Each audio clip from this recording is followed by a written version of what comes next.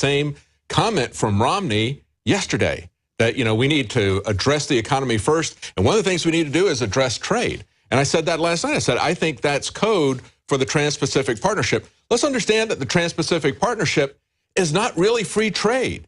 This is a secret agreement that is being negotiated without elected representatives being able to know what is in this agreement. This is hidden from our elected representatives of every country, and that's something I think we need to be very concerned about, that they're negotiating a trade treaty in secret, and it is far more extensive than a trade treaty. These trans-Pacific, transatlantic partnerships. It's internet regulations, free speech, it's 30 points. That's it. And let's think about this, Leanne. I want your take on it. We're here going, perhaps we might want to know what's in a secret treaty. They've leaked a few parts of it, and it's beyond 1984, beyond Chinese censorship. I mean, it is so hardcore. It's like Samsung came out this week and said, yeah, we listen to everything you do in your house with the smart TVs. Watch what you say in the owner's manual. I mean, that's even crazier than I thought. It's like everything's accelerating. Leanne, what's your take on that? Well, I mean, it just seems like selling out American sovereignty to now saying, oh, we need to make the government smaller here, but then making the global government bigger. I mean, that's what the TPP is going to do. That's what they're doing. They're transferring local power to the feds, who then transfer it to globalists, and then we don't have any say on it. Exactly. And not only that, but our elected representatives don't even have a say on it. None of them have been able to look at the draft. So has Rand looked at it? I can't argue with your logic. I'm just going to call you a sexist, homophobe, racist. Okay, I got it. Why are you against women? I'll vote for Hillary. You going to vote for Hillary? I'm going to do it for Janet. I'll just say right now, I would vote for you for president right now, Leanne. All right. And I would vote for David as president. I don't care if it's a black guy, a white woman, a Hispanic lady. I just want freedom. I mean, can we get I want what's in the head here. Just stop selling us out. That's all we ask. Oh, let's talk to it. Listen, you're a man, sexist. Shut up. No. I just want them to stop selling us out to the globalists. That's all I ask. This hour brought to you by Oxy Powder at InfoWarsLife.com. Hey, real quick, let's take a little product placement time out here. He was telling me this morning, man, I lost 12 pounds on that in a week. And I said, you got to come on air and talk about it with us. No beer gut. And listen, let's do some real product placement, because you try these Oxy Powder pills at InfoWarsLife.com. It'll change your life, in my view. Well, let's just shift to that and let Rob do, the news director, during this. He had no clue I was doing this. Let's talk about what happens in the bathroom. Yeah, well, needs a new lot jacket. if you take Oxy Powder, but it really does. I think it goes in there. Well, the best thing I could say is it takes whatever's in your intestines and turns it into a virtual liquid, and then you lose weight. I mean, I lost 12 pounds in a week. The average person has 20 pounds. John Wayne had 40-something. And he had 40-something pounds of Janet Reno in there.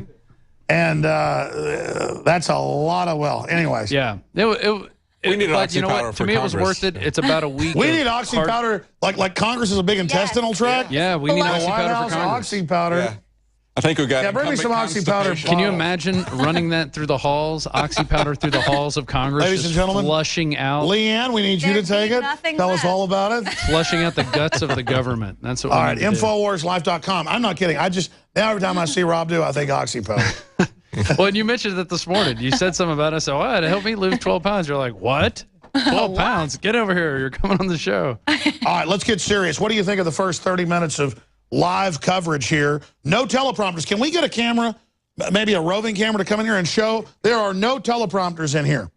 We can't get a roaming camera, but listen, I'll come back. No, turn that camera right over there. Yeah, we'll turn camera that 3 right over here, extremist. Travis, turn 3, pan it to the right. Don't disagree with me, dude, or I'll say you're racist. Go to 3. Let's get serious here for a moment. There we go.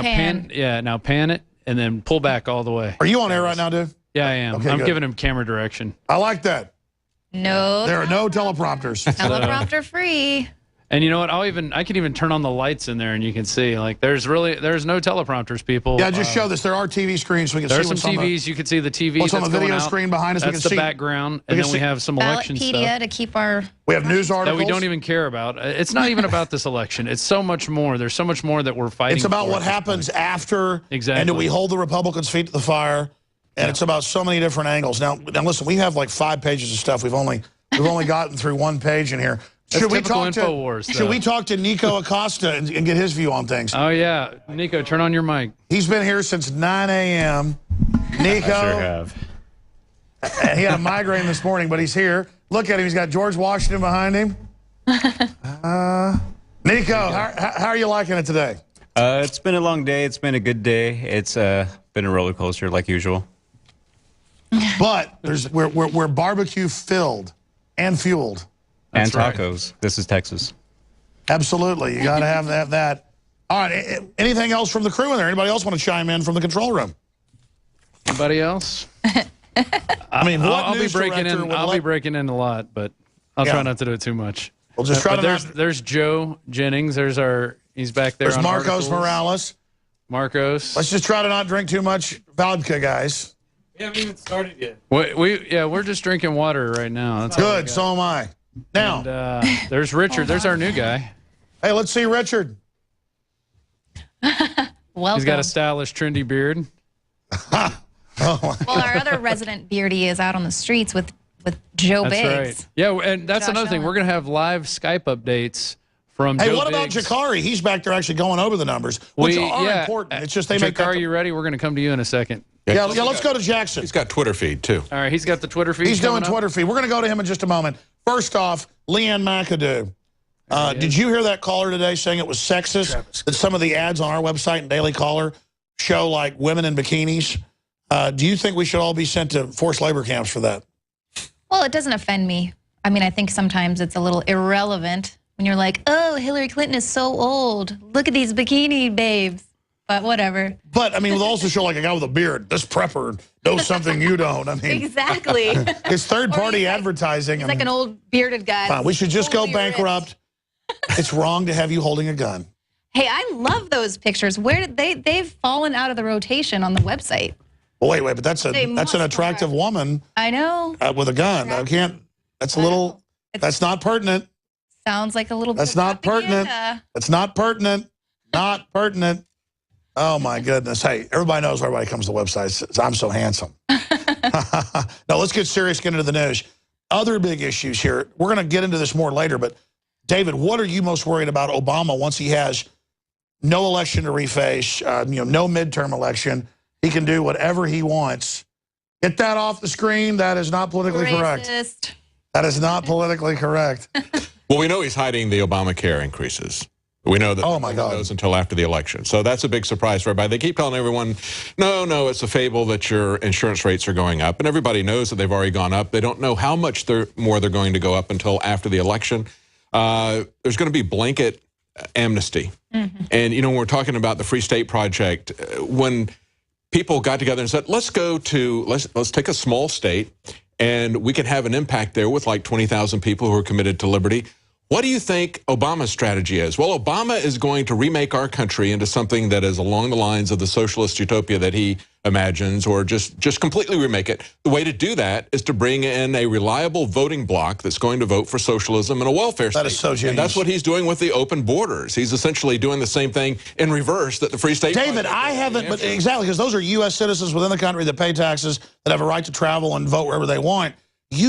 I've never heard that analogy anywhere else. You've got to do a special report on that. Did you coin that parallel? Because that's true.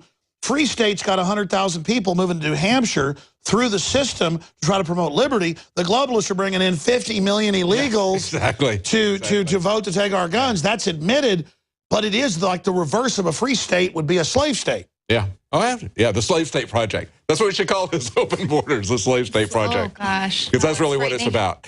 And I think they're losing their support amongst women. One of the things that the Washington Post is talking about was how Mary Landrieu is falling back to saying, you're sexist because you don't like me. It's not her policies. It's not Obama's policies. We're racist if we don't like him, even though the American public elected him twice, elected her 3 times. Hey. Now because they're being rejected, it's because you don't like me as a person. Oh, hey, the people are sick of that. I would literally, to use that term, have the entire 500 people in Congress be women of every color. It's going to be purple, blue, green, white, brown. I don't care. If they were promoting low taxes and freedom and not trying to force inoculate me.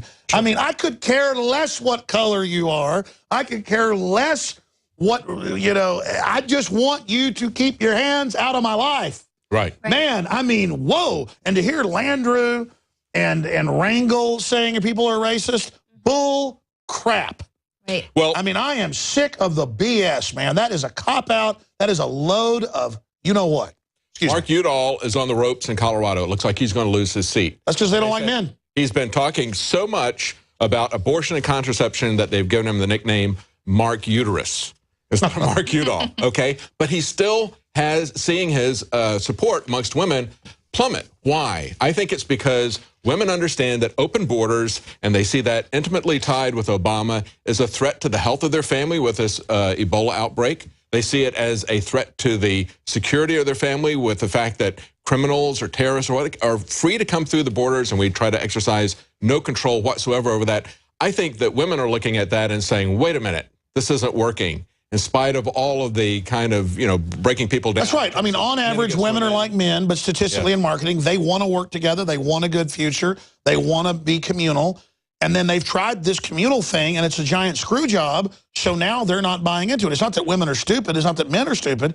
It's that we want to work together. But once you get the women turning against you politically, it's all over. Right. Well, you have a lot of these women, and obviously men as well, are single dads, but racist. Exactly. But you have schools and things like that are getting shut down, and families, parents, they're seeing that their kids are getting a really subpar education, and then all of a sudden there's all these illegal children being flooded into the country, and we're having to spend all of this taxpayer money to send these kids to school, to get them housing, clothing, this and that, and everyone's like, well, where was that money when we needed it a year ago for the schools and for our kids? And so parents are starting to recognize that, and I know, that is with this whole immigration thing. It's really, they've tamped it down. That's one of the things they're, separating themselves from Obama. I agree. Separated the whole immigration issue. And they try to say you're racist if you don't want unlimited people worldwide to come in. Everybody knows, including all the Hispanic Americans I talk to, we can't go to Mexico or Brazil and get free health care and vote. I can't vote in the Swiss elections. That's because you're racist. Exactly. I can't vote in the Mexican elections. Can you imagine if you went down there and tried to vote? They'd probably lock you away in a jail without a hearing or trial like they did that Marine. But, for months or years at a time. And, of course, you wouldn't get any help from the U.S. State Department either. But, no other country does that. And yet we have ballot initiatives in Illinois to accept people and say, we don't want any voter ID. We want to let everybody be able to vote here regardless of their national origin. What does that mean? I mean, that's not saying that, we've never withheld voting rights from anybody that legally immigrated here. So what they're saying, and they made this very clear when they voted on this in the state house and the state senate in Illinois, they made it very clear this is a repudiation of having any identification to be allowed to vote. It really is mind-blowing. We've only gotten through a third of the coverage we're going to be getting to. Is Jakari ready? I know I called on him prematurely. Is he back there in the studio? All right, let's go to Jakari Jackson. He's got a bunch of news. We've got Joe Biggs coming up. I also want to talk about holding new candidates of the new blood accountable. Black Americans in the polls, but also in media, are deserting the Democratic Party. Well, I mean, it's not even deserting Democrats. Don't worship the Republicans either. Slap them around. And if they don't do what you want, go to somebody else. Get results here. It's like you're at a restaurant not getting service. You call the manager over. It doesn't work. Get another one over. Doesn't work. Leave. Stop supporting it. Just don't mindlessly sit there and back something. Let's get Jakari Jackson's breakdown on some of the numbers coming in, some of the Twitter information. Jakari Jackson back there in Studio B. How you doing, guys? Jakari Jackson, INFOWARS.com. Let's talk about some of the Senate race outcomes we have here. We'll look first at the state of Kentucky. We see Mitch McConnell has won, according to Politico, with 54%. Moving on now to West Virginia, we have Capito, Republican.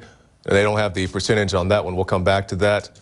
Moving up to New Hampshire, we see Democrat Shaheen, the incumbent, is in the lead with 56%. Moving down to Virginia, we see Gillespie with 56%. The Republican. Going down to North Carolina, we see Tillis in the lead with 55%. Oh, that's a surprise. In the state of South Carolina, I'm sure this will make you very happy, David Knight, your good buddy Lindsey Graham, the incumbent, with 53%. David, what do you think about I'm so happy about that, Alex. Tell him, shut up, you don't get a recall. Yeah, you don't. Shut up. You're an enemy combatant, so there is no recall in that. And then finally, the final one they have on Politico. Shut up, you don't get a lawyer. Shut up. When you ask for your rights, you say, shut up, you don't get no rights.